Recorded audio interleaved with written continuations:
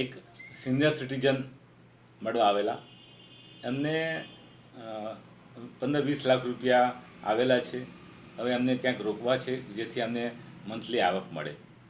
તો એમનો અભિગમ એવો હતો કે મારે સેફટી માટે કરીને પોસ્ટ અથવા બેંકમાં મંથલી ઇન્કમમાં મૂકવા છે, તો હું આ રોકી શકું કે નહીં.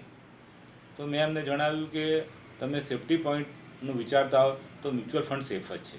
મ્યુચ્યુઅલ ફંડમાં તમને પૈસા ડૂબી જશે અને તમને કંપની પૈસા લઈને ભાગી નહીં જાય. જે રીતે તમે સેફટી બેંક અને પોસ્ટની વિચારો છો એવી જ સેફટી મ્યુચ્યુઅલ ફંડમાં છે.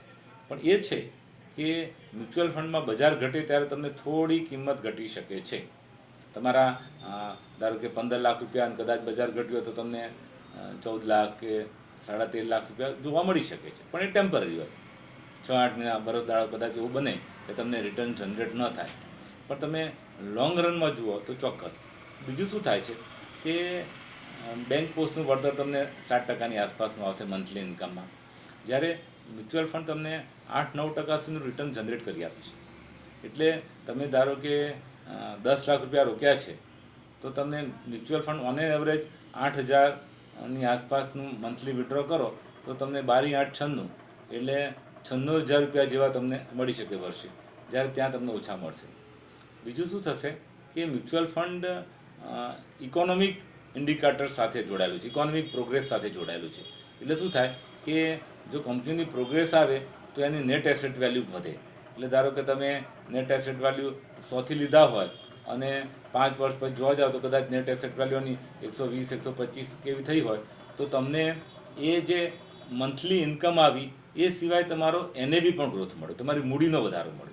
બહુ મોટી વસ્તુ છે, કારણ કે બેંક પોસ્ટમાં તમારી મૂડી વધી નહીં યાર, તમે જેટલા મૂક્યા છે એટલા જ તમને મળશે જે મુદત પૂરી થશે ત્યારે.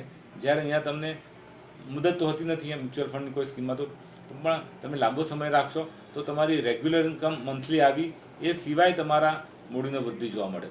તો મારો પોતાનો અનુભવ બતાવે છે કે સિનિયર સિટીઝન્સ એ એક સેફટી પોઈન્ટ સિવાયની વિચારતા હોય તો મ્યુચ્યુઅલ ફંડ ખરેખર મ્યુચ્યુઅલ ફંડ સહી છે એ વિચારવું જોઈએ.